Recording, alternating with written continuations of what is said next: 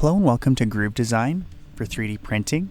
In this first video, we're just going to talk about two simple grooves, but overall we're going to discuss what grooves do for different applications, how they're utilized, and just some benefits for each style.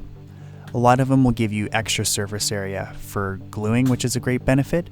But to start off with, this first one is just a regular slot groove. As you can see, it's very simple. It will just slide in. It could go the other direction as well, but I just tried to make this as simple as possible for this video. Very easy to print, no complications whatsoever. The one added benefit for this one is purely for alignment or surface area for gluing. There's not too many other reasons why I would personally utilize a slot groove, but you can also have it where if you actually had material sticking out on the side here.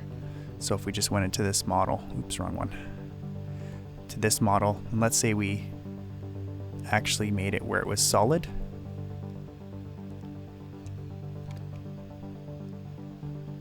By 1/8 of an inch. Let's say you had a design like this, and you had material on the other side as well, you could actually just slide it in that direction as well, and that'd be a great way of having something aligned for alignment purposes. So for this piece, that's kind of how those ones would work. To just look at the drawings here, you can see the difference between the two grooves. So the male groove, you have 1/2 inch, 0.5, and the depth for the female is 0.51. The width is 0.26 on the female and 0.25 for the male portion of the groove. So as you can see, there's 10 thou difference between each one, and this would be a good rough guideline for, let's say, gluing the parts together, but having fairly tight tolerances on it. But you'll have to really utilize your 3D printer to see what would make the most sense. So that's the first groove we're going to talk about. The second groove we're going to talk about is a T groove. So as you can see for this style, it's a little bit more complex. It's still pretty easy to print, and it's great because it also gives additional alignment properties.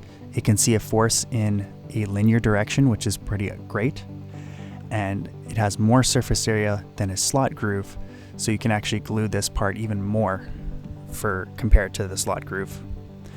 So another really nice benefit for this is this could be utilized for, let's say, a kid's toy. If you do the tolerances properly, let's say there was like you could have it where it slides, and let's say there's material down here and it stops there, and then they can take it on and off again. So let's say you can change the top of a toy car, something like that. So nice little thing to think about depending on what you need to utilize your 3D designs and prints for. And let's just compare the dimensions. So as you can see, the width here is 1/2 inch, the width here is 0.51. This is 0.18 compared to 0.2, so 20 thou difference. The width here is 0.18, and here it's 0.19, and the height is 0.37 versus 0.38. So overall it's roughly 10 thou, except for the one here, which is 20 thou, and that's just giving you a little bit extra wiggle room.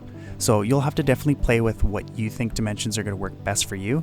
If I were to do something for a toy, I would probably go up to 30 thou or a 32nd, just to give you just an extra little bit of play, especially if a kid's going to be taking something on and off again, or even a 16th if you want it to be kind of a little bit more wiggly, just to reduce the frustration level, I guess, for a kid when it comes to using this type of slot for that anyways. So I hope that helped. If you have any questions, please feel free to leave them in the comments. Otherwise, this is Tyler with 3D Printer Store, and I hope you have a great day.